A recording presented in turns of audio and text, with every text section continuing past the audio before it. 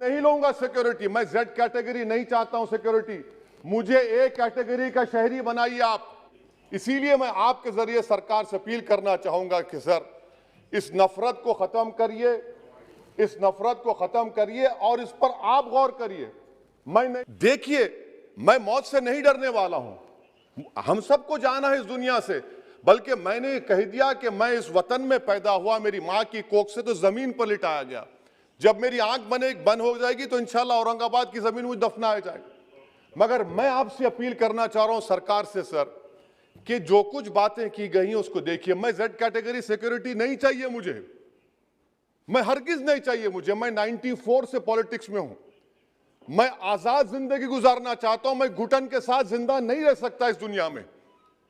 मुझे जिंदा रहना है तो अपनी आवाज उठाना है, मुझे अब जिंदा रहना है तो सरकार किसी के उनके खिलाफ बोलना है, और अगर गोली लगती है तो मुझे कबूल है, मगर मैं घुटन की जिंदगी नहीं गुजार सकता सर। ये गरीब बचेंगे तो मैं बचूंगा। ओवैसी की जान इखलाक पीलू से बढ़कर नहीं है सर। ओवैसी की जान उस वक्त बचेगी जब गरीब की जान बचेगी। इसीलिए मैं आपके जरिए सरकार से अपील करना चाहूंगा कि सर, इस नफरत को खत्म करिए, इस नफरत को खत्म करिए और इस पर आप गौर करिए। मैं नहीं लूंगा सिक्योरिटी। मैं जेड कैटेगरी नहीं चाहता हूं सिक्योरिटी। मुझे ए कैटेगरी का शहरी बनाइए आप। मुझे ए कैटेगरी का शहरी बनाइए ताकि मेरी और आपकी जिंदगी बराबर हो। जब देश के प्रधानमंत्री पर सिक्योरिटी ब्रीच हुआ, अपोजिशन की तरफ से मैंने कहा था कि गलत हुआ। सब सेकुलर पार्टी के लोगों ने कहा कि ओवैसी तुम क्यों बोले। मैंने कहा नहीं, देश का प्रधानमंत्री मेरा है, सिक्योरिटी ब्रीच हुई तो एक्शन लेना चाहिए। मगर 4 मर्तबा के एमपी पर कोई 6 फीट के फासले से 4-4 गोली चलाता है। मुझे मौत है, हम सब की मौत है, मगर मैं इन गोली चलाने वालों से डर कर खामोश नहीं बैठने वाला हूं। और मैं दुआ करता हूं कि उत्तर प्रदेश में पुरअमन पोलिंग होगी इंशाअल्लाह।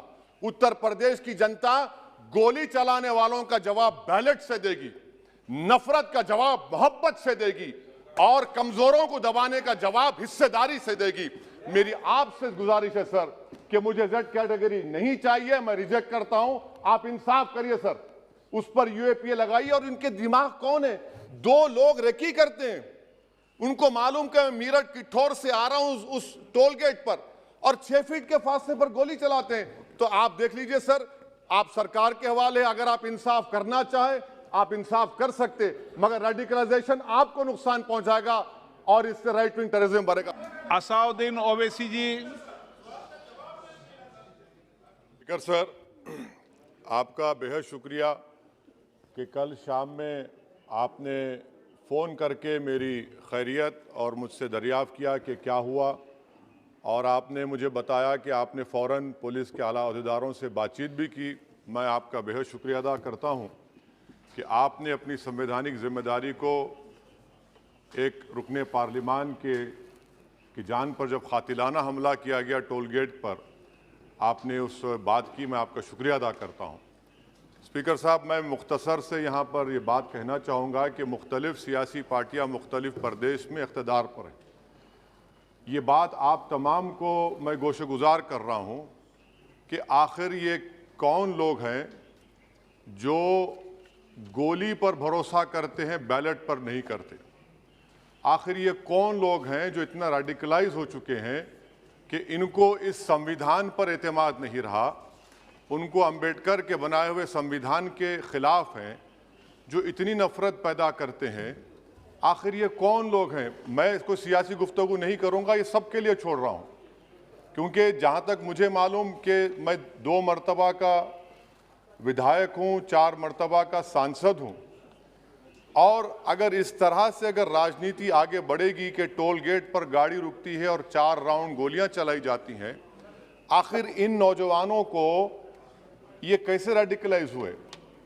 और मैं सरकार से पूछना चाहता हूं कि क्या उन्होंने ये रेडिकलाइजेशन सैयद कुतुब की किताब पढ़कर रेडिकलाइज हुए, अब्दुल्ला अज़ाम की किताब पढ़कर रेडिकलाइज हुए, या अयमन अल ज़ोहरी की किताब पढ़कर रेडिकलाइज हुए?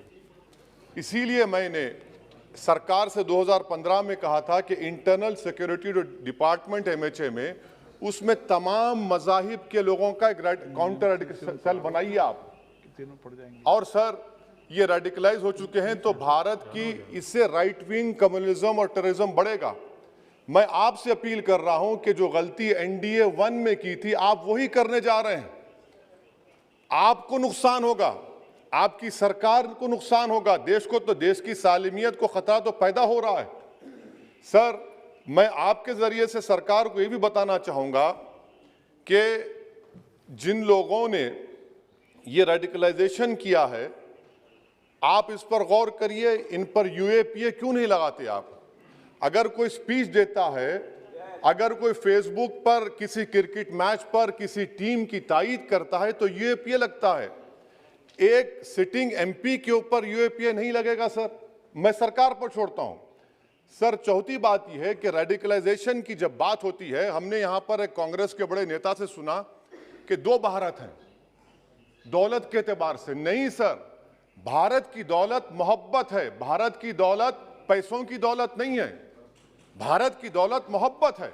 हां 2 भारत हैं, एक मोहब्बत पर जो पिछले कई बरसों से आबाद है और एक नफरत पर भारत बन रहा है। तो क्या आप दौलत की भारत की मिसाल देंगे या मोहब्बत की भारत की मिसाल देंगे? अगर मोहब्बत की भारत की मिसाल देंगे तो उसमें आपको मेरी जबान को रोकने के लिए गोली चलाने की जरूरत नहीं है। इस 2 भारत को समझने की जरूरत है। सर खत्म, सर मुझे खत्म, सर सुनिए सर, मैंने करीब से 6 फीट से गोलियां देखी, मुझे बोलने दीजिए सर। हो सकता है कि कल दिन ना देखूं मैं, अगर मैं यहां पर नहीं बोलूंगा तो कहां बोलूंगा सर? आप मुझे प्लीज बोलने दीजिए। सर मैं आपसे गुजारिश ये करना चाहूंगा कि आप हरिद्वार में, रायपुर में और इलाहाबाद प्रयागराज में मेरे बारे में क्या कहा गया? आपके NIB की रिपोर्ट है ना, आप क्यों छुपा रहे उसको? खबरों में बने रहने के लिए फोरम 4 को सब्सक्राइब करें और नोटिफिकेशन पाने के लिए बेल आइकन दबाएं।